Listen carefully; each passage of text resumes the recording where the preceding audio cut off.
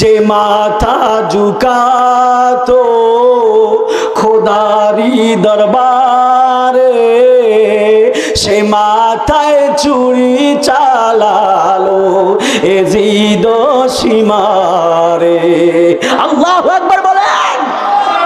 যে মাথা ঝুকাতো খোদারি দরবারে, সে মাথায় চুরি চালালো এজিদ সীমারে। শাহাদাতের প্যালা নসিব হলো মোর, আমি মরেছি এমন নয় জিন্দা হয়েছি। শোনো কুফাবাসী, আমায় মুসাফির ভেব না, আমি নিজে আসিনি দাওয়াতে এসেছি, আমি নিজে আসিনি দাওয়াতে এসেছি। একটা জবান বন্ধ রাখবেন না, চিৎকার মেরে বলেন না ইয়া হুসাইন। আরো জোরে বলেন ইয়া হুসাইন। আল্লাহু আকবার বলেন। ইমাম আলী আকবর ইমাম হুসাইনকে ডাক দিয়া বলে, বাবা আমার কণ্ঠনালীর একবারে ছিদ্র কইরা দিছে, কষ্ট হয়নি আপনাদের? জোরে বলেন কষ্ট হয়নি? বলে আমার কণ্ঠনালীরা ছিদ্র কইরা দিছে। ইমাম হুসাইন চোখের পানি ফালায়া ফালায়া কান্দে। ইমাম হুসাইন ডাক দিয়া বলে, আলী আকবর, আলী আকবর, তোমার কণ্ঠ ছিদ্র কইরা দিছে, টেনশন কইরো না। আমাদের আহলে বায়াতের প্রত্যেকটা রক্তের ফোঁটার বদৌলতে আমার নানার কোটি কোটি উম্মত দেওয়া বিনা হিসাবে জান্নাতি হয়ে যাবে। জবান খুলে বলা যাবে কি সুবহানাল্লাহ। ইসলামের দাওয়াত দিতে যাইয়া আমি আমার জন্মভূমি ছেড়ে মদিনাতে হিজরত করলাম। পৃথিবীর উম্মত উহুদের ময়দানে যে দন্তন মোবারক শহীদ করলাম। আমি রসুলের মাথার মধ্যে পাথরের আঘাত খাইয়া আমি রসুলের মাথার বাটি মোবারক ভেঙে ফেললাম। পৃথিবীর উম্মত আমি আমার 63 বছরের জিন্দগির মধ্যে কোনদিনও আরামে বিছানায় ঘুমাই নাই, আমি কোনদিনও আমার পা মোবারক সোজা করে ঘুমাই নাই। আমি রসুল একবারে গরিবে হালত জিন্দগি করেছি। এত কিছুর বদৌলতে আমি তোমাদের কাছে কোনো কিছুই চাই না, শুধুমাত্র একটা জিনিস চাই, সেটা হলো আমার আহলে বায়াতের ভালোবাসা। জবান খুলে বলা যাবে কি সুবহানাল্লাহ। আমার আল্লাহ পাক আহলে বায়াতের পাকে বান্দাতনকে আমার আল্লাহ কত বেশি ভালোবেসেছেন, কত বেশি গুরুত্ব দিয়েছেন। এই জন্য আল্লাহ স্বয়ং নবীকে বলেছেন, ইয়া রাসূলুল্লাহ, ইয়া হাবিবাল্লাহ, আপনি বলে দেন আপনার আহলে বায়াতকে যেন আমার বান্দারা ভালোবাসে। এই জন্য আমার নবী জবান মুবারক দিয়া বলেন, মান আহাব্বাল হাসানা ওয়াল হুসাইনা ফাকাদ আহাব্বানি ওয়া মান আবগাদাহুমা ফাকাদ আবগাদানি। জবান খুলে বলা যাবে কি আল্লাহু আকবার। আরো শুরু করেন আল্লাহু আকবার বলেন। আমার নবী ডাক দিয়ে বললেন, মান আহাব্বাল হাসানা ওয়াল হুসাইনা, আমার নবী ডাক দিয়ে বললেন, কেউ যদি আমার হাসান এবং হুসাইনকে মহব্বত করে ফাকাদ আহাব্বানি, সেই যেন আমি নবীরে মহব্বত করে। ওয়ামান আবগাদাহুমা, আর কেউ যদি আমার হাসান এবং হুসাইনের সাথে শত্রুতা করে, এদের সাথে যদি কেউ হিংসা করে, এদের সাথে যদি কেউ বিদ্বেষ পোষণ করে, সেই যেন আমি নবীর সাথে বিদ্বেষ পোষণ করে। টাঙ্গাইলের বাবারা, আমার ভুয়াপুরের বাবারা, আপনারা জবানটা ছেড়ে দিয়ে বলেন, কেউ যদি নবীর সাথে দুনিয়ার জমিনে গাদ্দারি করে, কেউ যদি দুনিয়ার জমিনের মধ্যে নবীর সাথে দুশ্মনী করে, ওই লোক কখনো ইমানদার হতে পারে না। জোরে বলেন না বাবা, ঠিক না বেঠি? আর এই আহলে বায়াতের মধ্যে আমার সাহাবায়ে কিরাম ডাক দিয়ে বলে, ইয়া রাসূলুল্লাহ, ইয়া হাবিবাল্লাহ নবীজি, ইয়া রাসূলুল্লাহ, ইয়া হাবিবাল্লাহ, আপনি বলেন না আহলে বায়াতে পাকে পাঞ্জাতন কারা? আমার নবী ডাক দিয়া বলে, সাহাবীরা রে,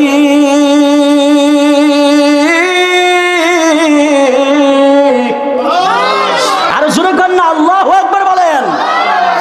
ও সাহাবা সাহাবায়ে কেরাম, আমার আহলে বায়তে পাকে পাঞ্জাতন কারা? এবার সাহাবীরা ডাক দিয়া বলে, ইয়া রাসূলুল্লাহ, ইয়া হাবিবাল্লাহ, নবীজি, ইয়া রাসূলুল্লাহ, আহলে বায়তে পাকে পাঞ্জাতন কারা? আমার নবী ডাক দিয়া বললেন, সাহাবায়ে কেরাম, আহলে বায়তে পাকে পাঞ্জাতন কারা তোমাদেরকে এখন আমি দেখাবো। আবার নবী নিজের কাঁধ মোবারক থেকে নিজের চাদর মোবারকটা বিছায়া দিলেন। চাদর মোবারক বিছানোর পরে নবী ডাক দিয়া বলে, ও আমার আলী, তুমি আমার চাদরের ডান পাশের কর্নারের দিকে আসো। হযরতে আলী রাদিয়াল্লাহু তাআলা আনহু আসলেন। তারপরে আমার নবী ডাক দিয়া বললেন, ও ইমাম হাসান, তুমি আমার চাদরের বাম পাশের কর্নারের দিকে আসো। এবার ইমাম হাসান রাদিয়াল্লাহু তাআলা আনহু আসলেন। এবার আমার নবী হযরত ইমাম হুসাইন রাদিয়াল্লাহু তাআলা আনহুকে তিনি ডাক দিয়া পিছনের কর্নারের দিকে আনলেন। মা ফাতেমাতুজ জোহরা রাদিয়াল্লাহু তাআলা আনহাকে পিছনের আরেক কর্নারের মধ্যে পর্দার আড়ালে রেখে দিলেন। আমার নবী ডাক দিয়া বললেন, ও সাহাবায়ে কেরাম, এই যে চারজন রয়েছে, এই চারজনের সাথে আমি নবী একজন, আমরা হলাম আহলে বায়তে পাকে পাঞ্জাতন। জবান খুলে বলা যাবে কি সুবহানাল্লাহ? এই আহলে বায়াতে পাকে পাঞ্জাতন কারা? আমি শুধুমাত্র আপনাদেরকে এটাই বোঝানোর চেষ্টা করব, ওই কারবালার ময়দানে কারা নবীর পরিবারের গলার মধ্যে ছুরি চালাইছে, ফাঁকটি টুপি পরিধান কইরা, পকেটের মধ্যে মেসওয়াক রাইখা, হাতের মধ্যে তসবিহ নিয়া, কপালের মধ্যে সেজদার দাগ লাগায়া, যারা নবীর পরিবারের গলার মধ্যে ছুরি চালাইতে পারে, এত মুসলমান হতে পারে না, ঠিক কিনা বলেন? শুধুমাত্র আজকে প্রমাণ করে দিয়ে যাব, মুসলমানদের মধ্যে দুইটা দল আছে, একটা হলো ইজিদি মুসলমান, আর একটা হলো হোসাইনি মুসলমান।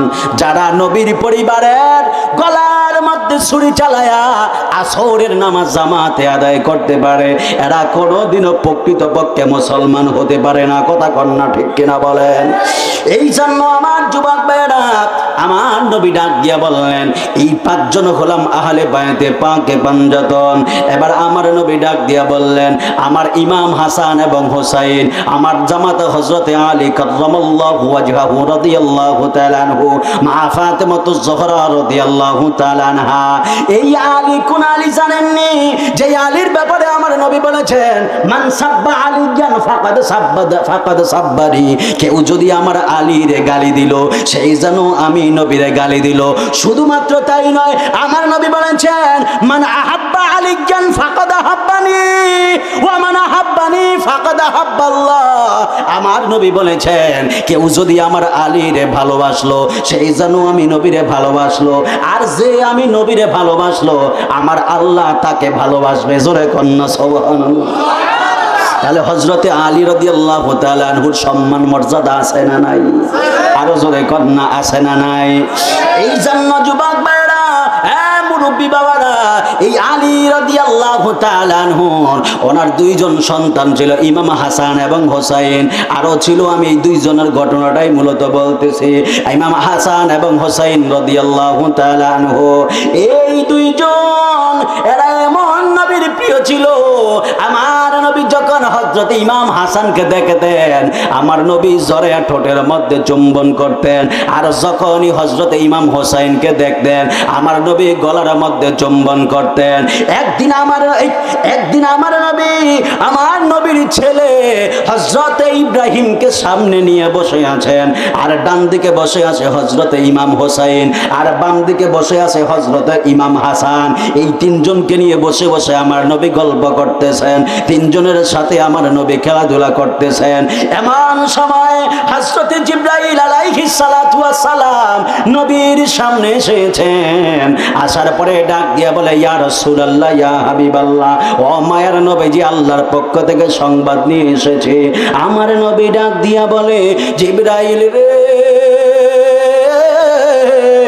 ও জিবরাইল জিবরাইল, কি এমন সংবাদ নিয়ে হঠাৎ করে তুমি আগমন করেছ? জিবরাইল বলে, ইয়া রাসূলুল্লাহ, ইয়া হাবিবাল্লাহ, আল্লাহ পাক আমাকে জরুরি আপনার কাছে পাঠাইছে। ইয়া রাসূলুল্লাহ, ইয়া হাবিবাল্লাহ, নবী গো, ও মায়ের নবীজি, আপনার সামনে যেই তিনজন ছোট বাচ্চা রয়েছে, আল্লাহ পাক এই জায়গা থেকে যেই কোনো একজন বাচ্চা আল্লাহর কাছে নিয়ে যেতে চান। আমার নবী ডাক দিয়া বলে, হ্যাঁ জিবরাইল, এটা আবার কেমন কথা? আমার জিবরাইল ডাক দিয়া বলে, আল্লাহ বলেছেন আপনি বলেন না কাকে আল্লাহর রাস্তায় কোরবানি দিতে চান। এবার আমার নবী চোখের পানি ফালায়া ফালায়া কান্দে। সামনের দিকে হলো নিজের সন্তান হযরত ইব্রাহিম, আর ডান দিকে হলো ইমাম হোসেন, আর বাম দিকে হলো ইমাম হাসান। এই তিনজনকে নিয়ে বসে আছেন।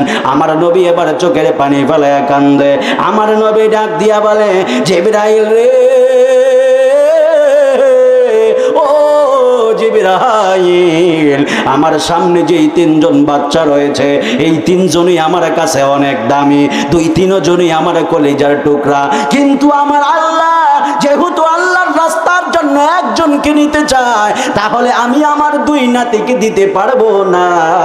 আমি আমার দুই নাতিকে রেখে দিলাম, আর আমার নিজের কলিজার টুকরা সন্তান মোহাম্মদ ইব্রাহিমকে আমি আল্লাহর রাস্তায় কোরবানি দিলাম।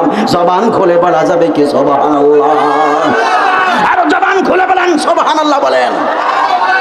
আবার একটা কথা মনে রাখতে হবে, আহলে বায়াত কেমন, আহলে বায়াত পাকে পাঞ্জাতন কেমন বোঝার জানার দরকার আছে না নাই? আরো জবান খুলে বলেন, আছে না নাই বলেন।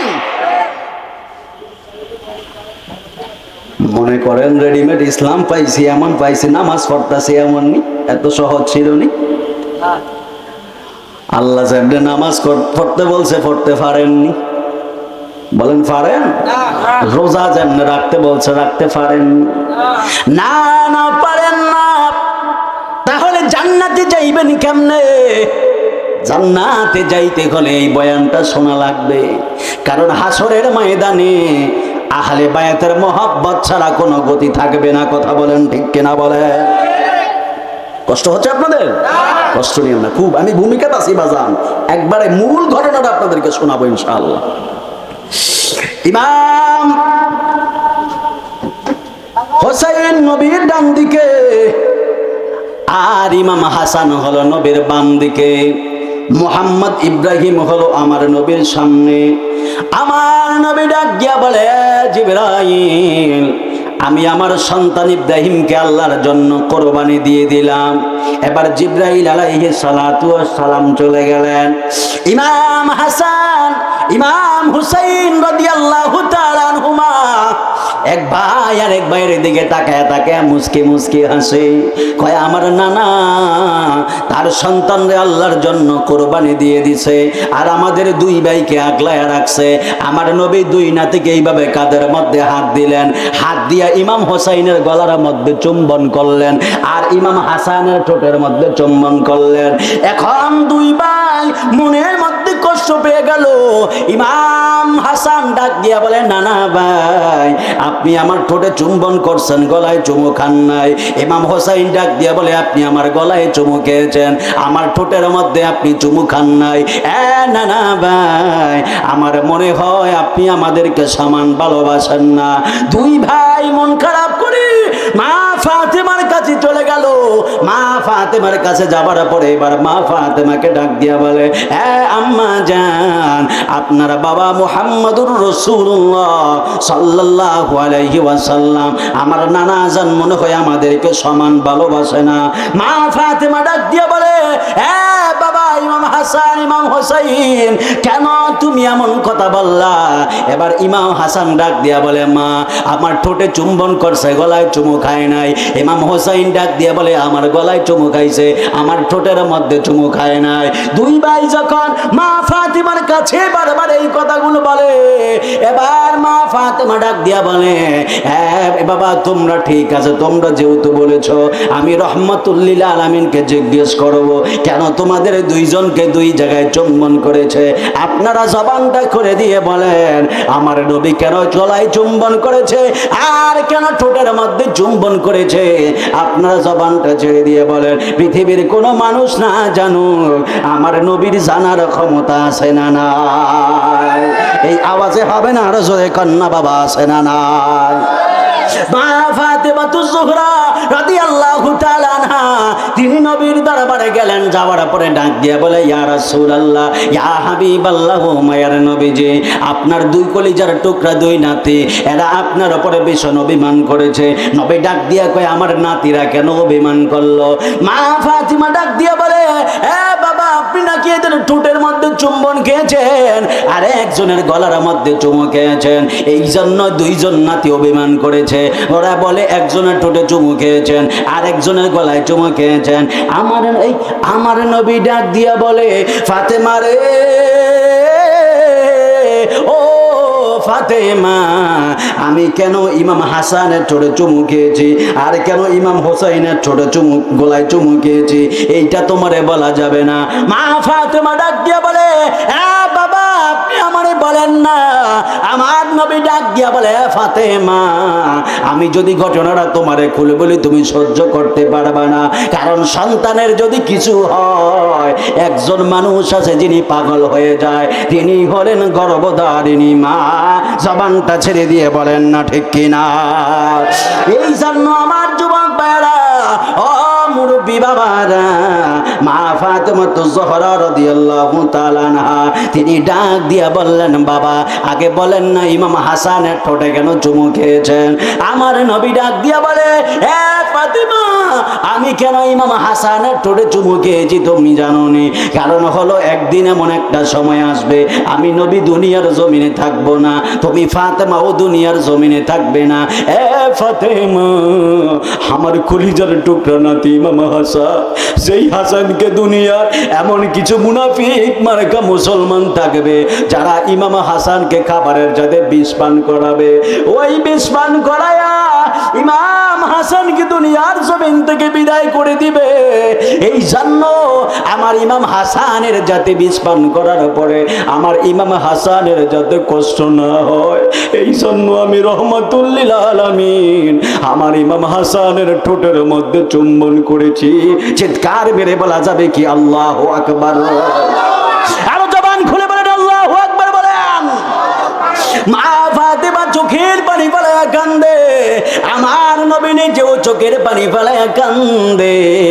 একবারে গভীর মনোযোগ দিবেন বাজান, এই বয়ান কিন্তু সব হুজুররা করতে চায় না, কারণ এই বয়ান করতে গেলে একটা জিনিস মানতে হবে, সেটা হলো আমার নবী গায়েব জানে।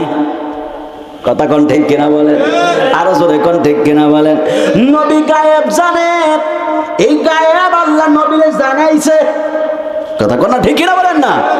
আবার এই কথাটা ঘুরিয়ে ঘুরিয়ে দেখবেন কিছু মৌলবী আছে কয়, সুন্নিরা কয় নবী গায়েব জানে, নবী নাকি নিজে নিজে গায়েব জানে না। আমরা সুন্নিরা এটা বলি না, আল্লাহ নবীরে জানার ক্ষমতা দিছে, জানাইছে বিদায় নবী জানে। কথা কোন ঠিক কিনা বলেন না? দেখবেন এই কথাটা আবার ঘুরিয়ে ঘুরিয়ে কিছু মৌলবী আছে, টাটকা মৌলবী আছে কিছু, এরা আবার যে বানায় দিব যে সুন্নিরা কয় নবী গায়েব জানে, নবী যা ইচ্ছা তাই জানে। এই কথা কি সুন্নিরা বলে? আমাদের আহলে সুন্নাত ওয়াল জামাতের আকীদা হচ্ছে আল্লাহ পাক রাসূলকে জানিয়ে দিয়েছেন বিদায় রাসূল জানে। কথা কোন ঠিক কিনা বলেন? এই জন্য রাসূল বলেছেন ইন্নাল্লাহা যাওয়ালিয়াল আরদা ফারাইতু মাসারিকাহা ওয়া মাগারিবাহা। দুই হাত তুলে বলেন সুবহানাল্লাহ বলেন। রাসূল বলেছেন আল্লাহ পাক আমাকে এমন ক্ষমতা দিয়েছেন, আমি মাশরিক থেকে মাগরিব পর্যন্ত যা কিছু হচ্ছে সব আমি রাসূল দেখার ক্ষমতা রাখি।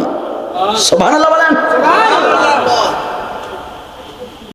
এজন্য শুহাদায়ে কারবালার বয়ান সব মৌলবীরা করতে চায় না, কারণ শুহাদায়ে কারবালার বয়ান করতে গেলে আমার রাসূল যে গায়েব জানে এটা মানতেই হবে। ঠিক কিনা বলেন? মেরাজের বয়ান সবাই করতে চায় না, কারণ মেরাজের বয়ান করতে গেলে আমার নবীজি নূর এটা মানতেই হবে। ঠিক কিনা বলেন? কষ্ট নিতেছেন আপনারা? আমি জাস্ট এখন আপনাদেরকে বোঝাচ্ছি আহলে বায়াত পাকে পাঞ্জাতন কি এবং কেন, ওনাদের মর্যাদা কেমন, আর উম্মতের জন্য ওনারা কি উপকারী। কারণ সাইয়্যিদা শাবাবি আহলিল জান্নাহ আল হাসান ওয়াল হুসাইন, সুবহানাল্লাহ বলেন। ইমাম হাসান এবং হুসাইন হলো জান্নাতি সকল পুরুষদের সর্দার, সুবহানাল্লাহ। সেই সর্দারদের গলার মধ্যে যারা ছুরি চালাইছে, সেই সর্দারকে যারা বিষ পান করাইছে, এরা কোনোদিনও আল্লাহ রাসূলের জান্নাত দাবি করতে পারে না। ঠিক কিনা বলেন? যে ইয়াজিদ আমার আহলে বায়াতের গলার মধ্যে ছুরি চালাইলো, কিছু মৌলবী আছে সেই ইয়াজিদ নাকি তাহাজ্জুদ গুজারি ছিল, নাউজুবিল্লাহ বলেন। আবার বলে ইয়াজিদ রাহমাতুল্লাহ আলাইহি, নাউজুবিল্লাহ বলেন। আল্লাহ হেদায়েত দান করুক, আমিন বলেন। আরো জোরে বলেন আমিন। গভীর মনোযোগ। মা ফাতেমা ডাক দিয়া বললেন, বাবা, বাবা, আমার ছেলে ইমাম হাসানকে বিষ পান করাবে এই জন্য টুটে চুমু খেয়েছেন। এখন আপনি আমারে বলে দেন, আমার ইমাম হোসাইনের গলার মধ্যে কেন চুমু খেয়েছেন? আমার নবী এখন চোখের পানি ফেলায় কান্না শুরু করে দিলেন। আমার নবী ডাক দিয়া বললেন, ফাতেমা, তুমি এই কথাটা আর আমাকে একটা বারের জন্য জিজ্ঞেস করবে না। মা ফাতেমা ডাক দিয়া বললেন, বাবা, আমাকে বলতে হবে।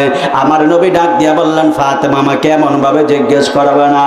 আমার নবী ডাক দিয়া বললেন, ফাতেমা, আমাকে এই কথাটা আর জিজ্ঞেস কইরো না।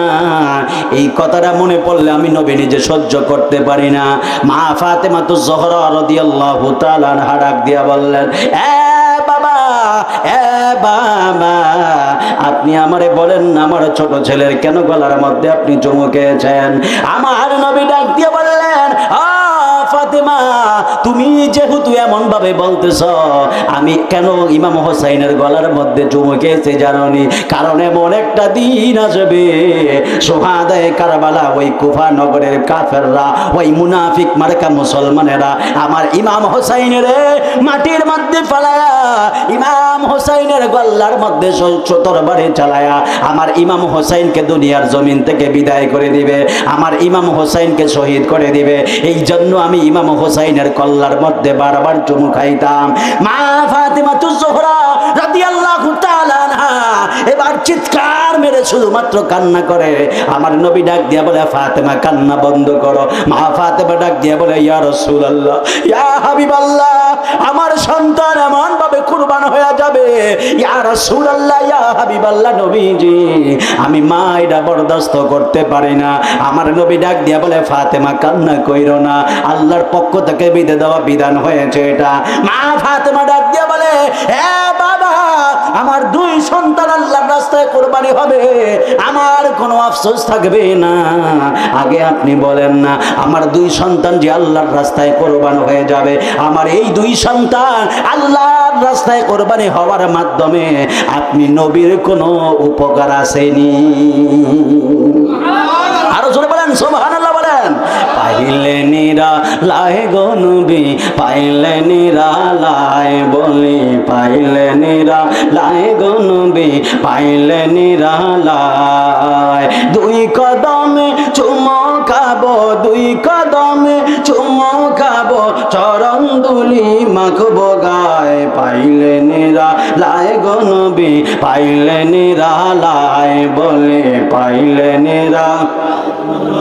পাইলে নিরালায়, আমি দুই কদমে চুমো খাবো, দুই কদমে চরণ দুলি মাখবো গায়, পাইলে নিরালায় গো নবী, পাইলে নিরালায়, বলে পাইলে নিরালায় গো নবী, পাইলে নিরালায়।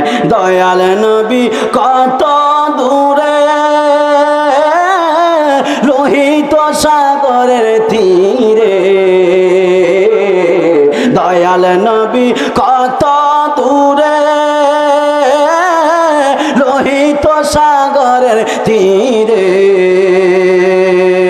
মদিনারি সোনার ঘরে, মদিনারি বলেন মদিনারি সোনার ঘরে, মদিনারি সোনার ঘরে আছেন তিনি সর্বদাই। পাইলে নিরালায় গো নবী, পাইলে নিরালায়, বলে পাইলে পাইলে নিরালায়।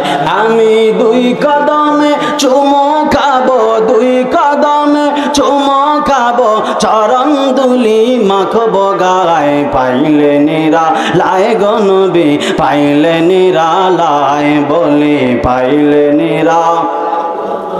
পাইলে নিরালায়। আমি দুই কদমে চুমো খাবো, দুই কদমে চুমো খাবো, চরণ দুলি মাখবো গায়। পাইলে নিরালায় গো নবী, পাইলে নিরালায়, বলে পাইলে নিরালায় গো নবী, পাইলে নিরালায়। উম্মতি উম্মতি বলে কাঁদলেন নবী জীবন ভরে। উম্মতি উম্মতি বলে কাঁদলেন নবী জীবন ভরে। এখনো কাঁদেন নবী, এখনো কাঁদেন নবী, পাপী উম্মতের মায়ায়। পাইলে নিরালায় গো, আয় বলি পাইলে নিরালায় গো নবী, পাইলে নিরালায়। আমি দুই কদমে চুমো খাবো, দুই কদমে চরণ দুলি মাখবো গায়। পাইলে নিরালায় গো নবী, পাইলে নিরালায়, বলি পাইলে নিরালায় গো নবী, পাইলে নিরালায়, বলি পাইলে নিরালায় গো নবী, পাইলে নিরালায়। আমি দুই কদমে চুমো খাবো, দুই কদমে চরণ দুলি মাখবো গায়। পাইলে নিরালায় গো নবী, পাইলে নিরালায়, বলে পাইলে নিরালায় গো নবী, পাইলে নিরালায়। একটা জবান বন্ধ রাখবেন না, চিৎকার মেরে বলেন না ইয়া রাসূলুল্লাহ। আরো জবান খুলে বলেন ইয়া রাসূলুল্লাহ বলেন। সেই রসুলকে মহব্বতের দরকার আছে না নাই? ওই আহলে বায়াতকে মহব্বতের দরকার আছে না নাই? যুবক ভাইরা, ও মুরব্বী বাবারা, ইমাম হুসাইন রাদিয়াল্লাহু তাআলা আনহুর কথা শুনে এবার মা ফাতেমাতুজ জোহরা রাদিয়াল্লাহু তাআলা আনহা কান্না করেন। আমার নবীকে ডাক দিয়া বলে ইয়া রাসূলুল্লাহ, ইয়া হাবিবাল্লাহ, নবী গো, ও মায়ের নবীজি, আপনি আমারে বলেন না আমার এই দুই সন্তান শহীদের মাধ্যমে আপনি নবীর কোনো উপকার হবে না? আমার নবী ডাক দিয়া বলে ফাতেমা রে, আমার এই দুই নাতি শাহাদাতের বদৌলতে আমি নবীর কোটি কোটি গুনাহগার উম্মত আমি নবী বিনা হিসাবে জান্নাতি বানায়া দিব। আরো জোরে বলেন সুবহানাল্লাহ বলেন। আপনাকে কষ্ট নিতেছেন বাজান? এই গান গাইছি বলেন, গান গাইছি তো গান গাই নাই, শান গাই নাই, রাসূলের পাকের আজমতের কথা বলি, আলে বায়াতের আজমতের কথা বলি। এগুলো শুনলে যাদের গায়ে আগুন জ্বলে বুঝতে হবে ইমানের মধ্যে এখনো ঝামেলা আছে। হাত তুলে বলেন ঠিক কিনা বলেন। নারে তাকবীর, আল্লাহু আকবার, নারে রিসালাত, ইয়া রাসূলুল্লাহ। আলে বায়াত পাকে বান্দাতনের কথা বলি, রাসূলের পাকের মহব্বতের কথা বলি। যাদের কথা কোরআনে আছে, যাদের কথা হাদিসে আছে, তাদের কথা বললে যদি কিচ্ছা কাহিনী মনে হয় তাহলে বোঝানোর মতো আর কিছু নাই।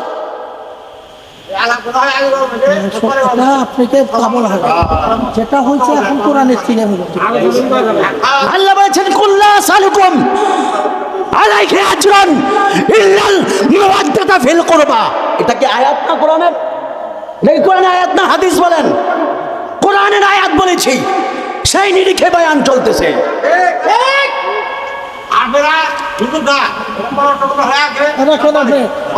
আপনি চুপ করেন, আপনি বলেন, কথা বলেন।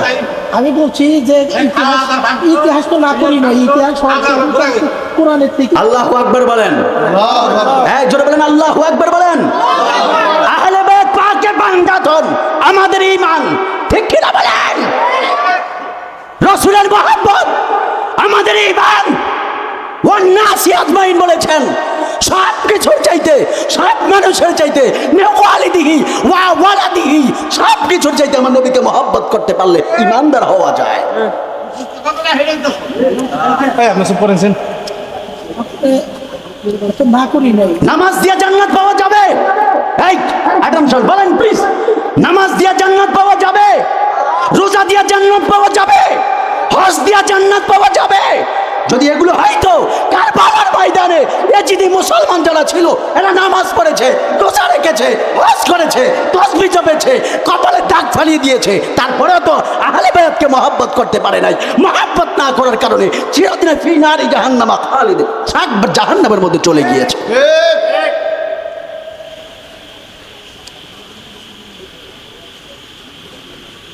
আধা ঘন্টা যদি কোরআন আয়াত আর মানা দিয়ে যদি আপনাদেরকে বয়ান বুঝাই, কয়জন মানুষে বুঝবেন?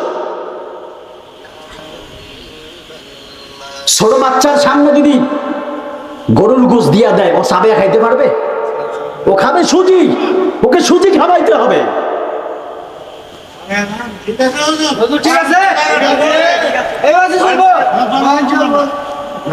কষ্ট নিতেছেন আপনারা?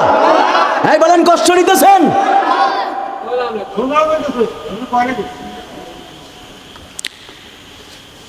দেখতে ফলাফল মনে হয় 25 বছর চলতেছে, আর এই প্রোডাক্টটা সাধারণ প্রোডাক্ট না, এটা ডক্টর হুজ্জাতুল্লাহ নকশবন্দির ভাগিনা ওই প্রোডাক্ট।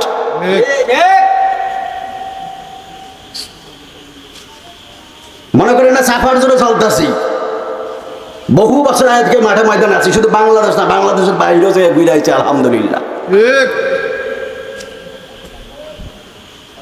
যে সুজি খাইতে চায়, সুজি খাইতে খাবার যোগ্য তারে সুজি খাওয়াই, আর যে গরু গোশ চাবে খাবার মতো তারে গরু গোশ খাওয়াইতে হয়।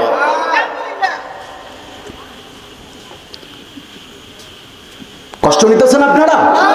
কষ্ট নিতেছেন? আমি কি একটাও মুর্শিদি গাইছি এই পর্যন্ত? বলেন গাইছি?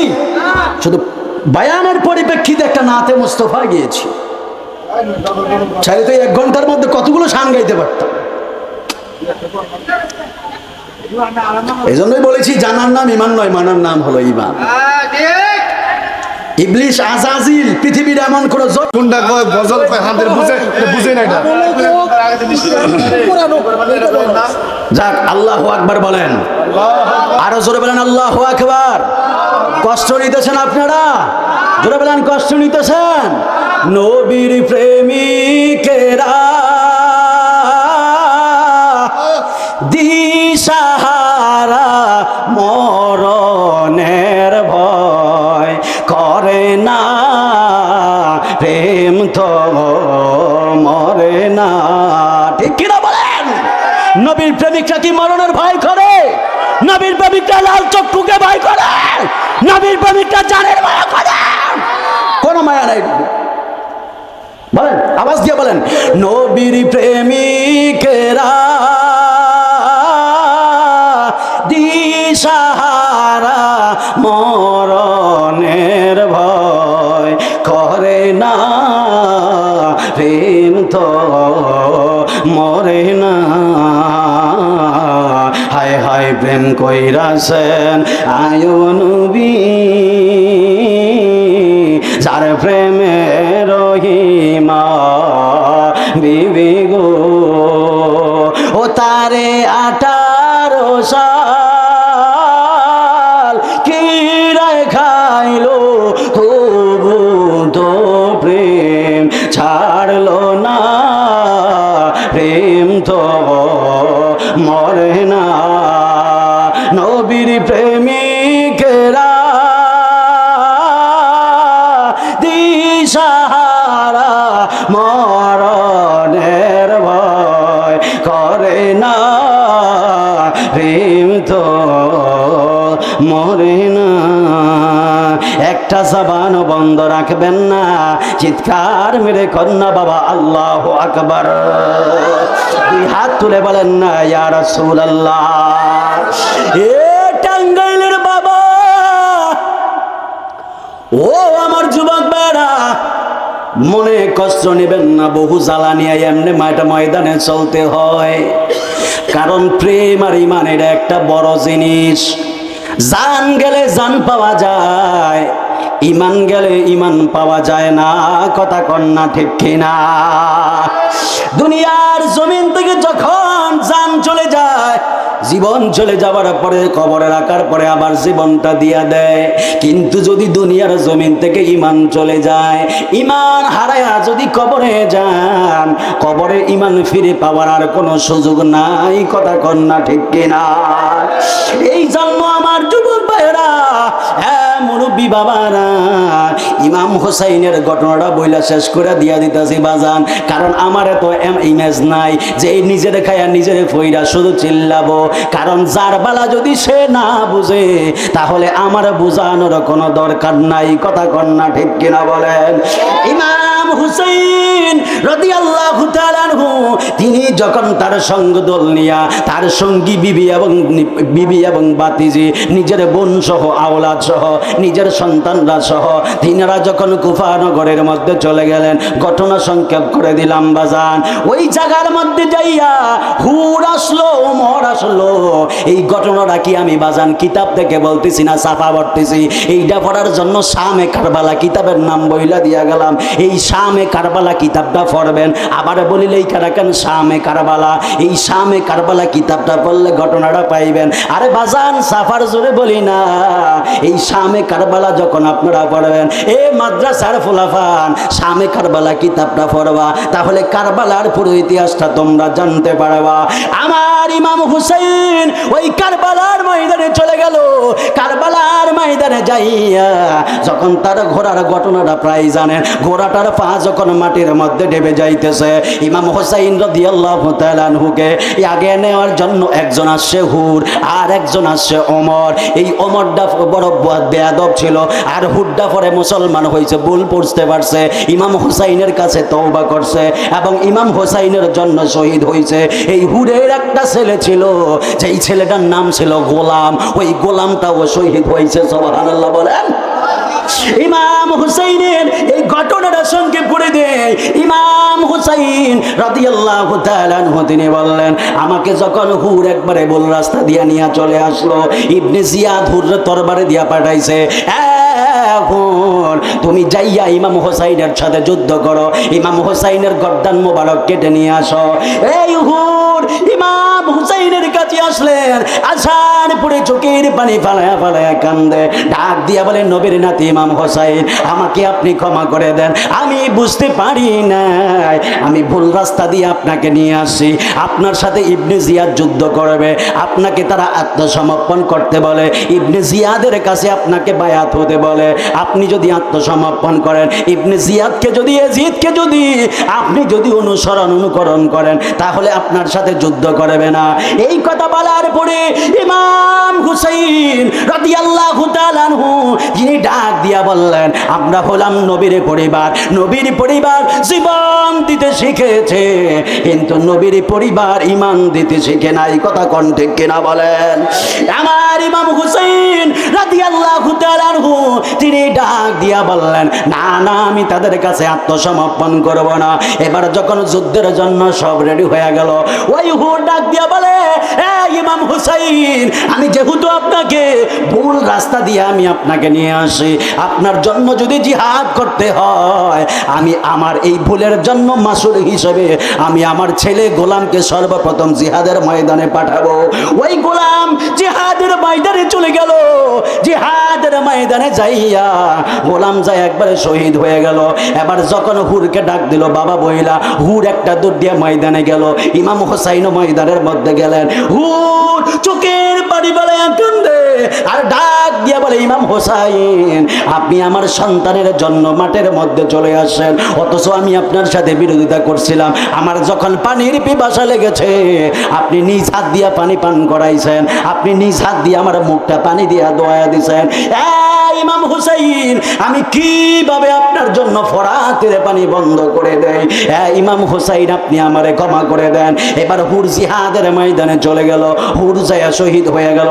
এমনি করে এইবার ইমাম, আমি ঘটনা সংক্ষেপ করে দেই বাজান, জাস্ট মূল কাহিনীটা আপনাদেরকে একটু শোনাই। ইমাম হুসাইন রাদিয়াল্লাহু তাআলা আনহু ওনার তিনজন সন্তান গিয়েছেন। একজনের নাম হলো আলী আকবর, আর একজনের নাম হলো আলী আওসাদ, যিনাকে জয়নুল আবেদিন বলা হয়, আর একজন ছোট যার নাম ছিল হযরতে আলী আসগর। ইমাম আলী আকবর ডাক দিয়া বলে, বাবা সব যেহেতু শহীদ হয়ে যায়, আপনি আমারে পারমিশন দেন, আমি জিহাদের ময়দানে যে যুদ্ধ করতে চাই, আমি আমার পরিবারের জন্য ফোরাতের পানি আনতে চাই। এই কথা শোনার পরে আমার টাঙ্গাইলের বাবারা, ভুয়াপুরের বাবারা, আপনারা জবানটা ছেড়ে দিয়ে বলেন, যারা আল্লাহর রাস্তায় জীবন দিয়া দেয় এরা জিন্দা নাকি মুর্দা? জোরে বলেন, মুর্দা না জিন্দা? এরা সকলে জিন্দা। এই জন্য আমার আল্লাহ কোরআনুল কারীমের 2 নম্বর পারার 2 নম্বর পৃষ্ঠার মধ্যে আল্লাহ বলেন, ওয়ালা তাকুলু লিমান ইউকতালু ফি সাবিলিল্লাহি আমওয়াত। জোরে কন্না আল্লাহু আকবার বলেন, আরো জোরে কন্না আল্লাহু আকবার বলেন। আল্লাহ ডাক দিয়া বলে, ওয়ালা তাকুলু লিমান ইউকতালু ফি সাবিলিল্লাহি আমওয়াত। পৃথিবীর বান্দা, লা তাকুলু, তোমরা বলিও না, ফি সাবিলিল্লাহি আমওয়াত, যারা আমি আল্লাহর রাস্তায় চলতে গিয়ে, যারা আমি আল্লাহর রাস্তায় জিহাদ করতে গিয়ে যারা জীবন দেয়, আমওয়াত, তাদেরকে তোমরা মৃত বলিও না। ও আল্লাহ, মানুষের জীবন থেকে নিঃশ্বাস বের হয়, আমরা তাদেরকে মৃত বলি, লাশ বলি, মারা গেছে। আল্লাহ এরা আবার কেমন? আল্লাহ কয়, বাল আহিয়া, এরা সকলেই জিন্দা। এখন যদি আল্লাহরে প্রশ্ন করেন, আল্লাহ জীবন চইলা গেল তো মানুষ মইরা যায়, জীবন চইলা গেল তো মানুষ মারা হয়ে গেল, তাহলে এই মানুষগুলো আবার কেমনে জিন্দা? আল্লাহ কয়, ওয়ালাকিন লা তাশউরুন, এই মানুষগুলো যে কেমনে জিন্দা এটা তোমরা বুঝবা না, এটা তোমাদের চিন্তার বিষয় না, শুধুমাত্র তোমরা এর বিশ্বাস করতে হবে। কারণ এই মানুষগুলো কেমনে জিন্দা এটা তোমাদের চিন্তা ভাবনার বাহিরে। কথা কন্যা ঠিক কিনা বলেন? এই জন্য যুবক ভাইরা, মুরব্বী বাবারা, এবার ইমাম হুসাইন রাদিয়াল্লাহু তাআলা আনহুর বড় ছেলে ইমাম আলী আকবর জিহাদের ময়দানে যাইতেছে। ইমাম হুসাইন রাদিয়াল্লাহু তাআলা আনহু ডাক দিয়া বলে, আলী আকবর, আলী আকবর, তুই আমার বড় ছেলে। আলী আকবর, আল্লাহ তোরে এত বড় নিয়ামত দিয়েছে, তোমার জবানের আওয়াজটা আমার আল্লাহ আমার নানা ভাইয়ের জবানের মতো দিয়েছে। আলী আকবর, তুই যখন আমার বাবা বইলা ডাক দেও, তোমার বাবা ডাক শোনার পরে আমি আমার নবীর কথা স্মরণ হয়, কারণ আমার নবীর কণ্ঠের সাউন্ডটা এমন ছিল। আলী আকবর, তুমি আমার বাবারে একটা কথা দিয়া যাও, যুদ্ধ করবা ঠিক আছে, জিহাদের ময়দানে যাইয়া একটা সময়ের জন্য আইসা তুমি আমি বাবারে আবার একটা বার বাবা বইলা ডাক দিয়া যাইবা, জবান খুলে বলা যাবে কি সুবহানাল্লাহ।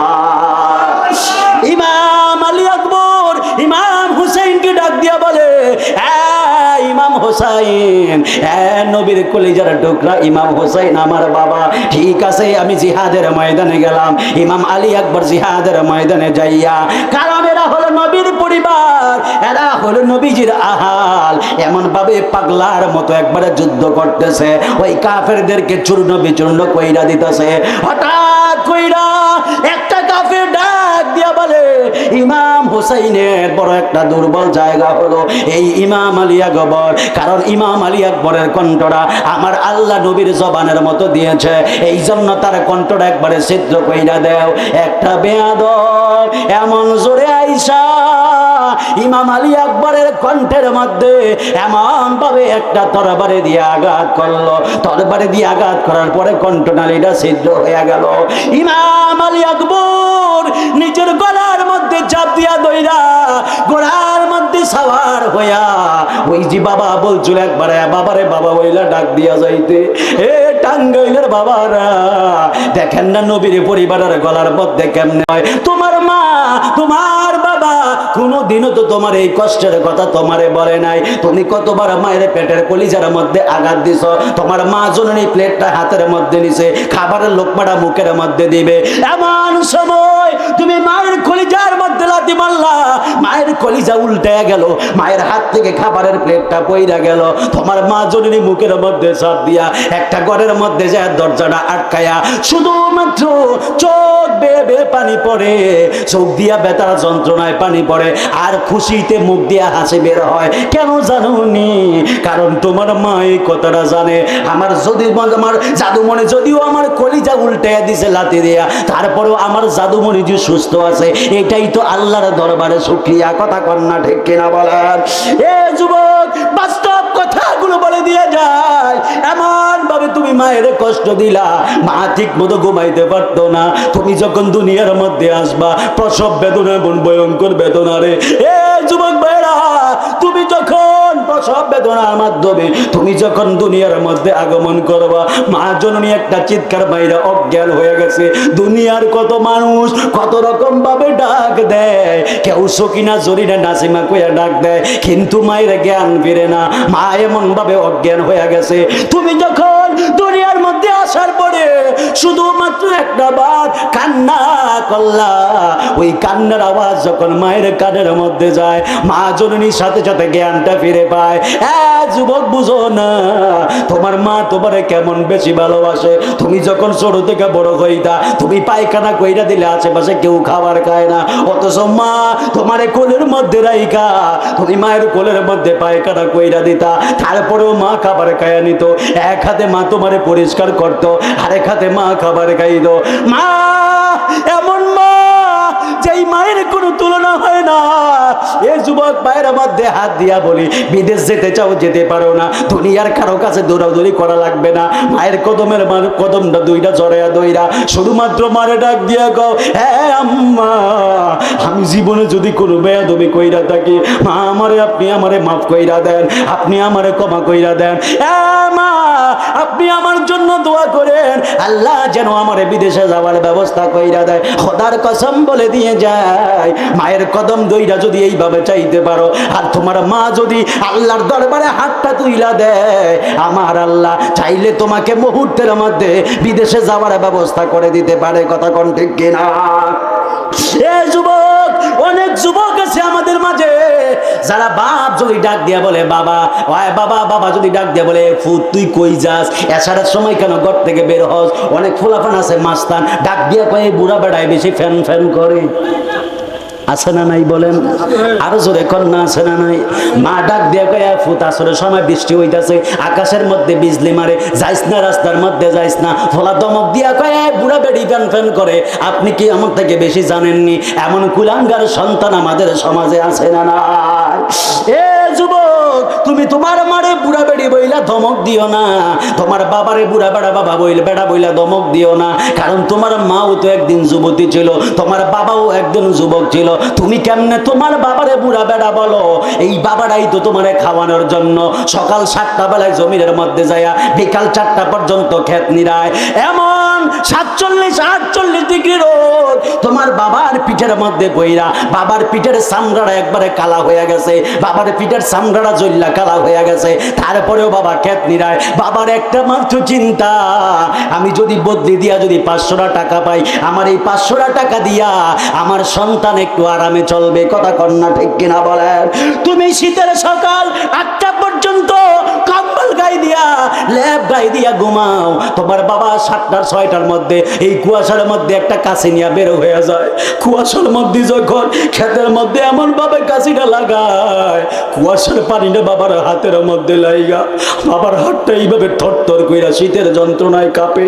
তারপরেও বাবা ওই জমিন থেকে ওইটা আসে না। কেন আসে না জানুনি?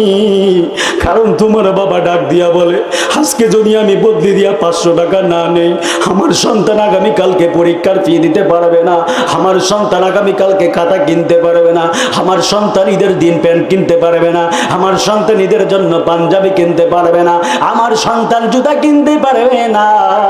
তোমার বাবা তোমার এমন ভাবে লালন পালন করছে।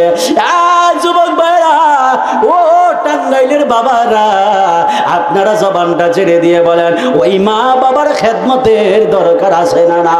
নাই? এই আওয়াজে হবে না রজরে কন্যা বাবা আছে না নাই? মাগো তোমার মতো লয় না কেহ আমায় বুকে টানি, আদর করে মুছে না কে,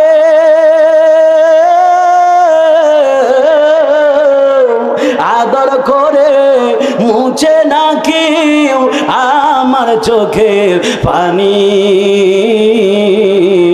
হায়রে মা জননী আমার, হায়রে মা জননী, চইলা গেলা দূর জানায় আমায় নিলা না,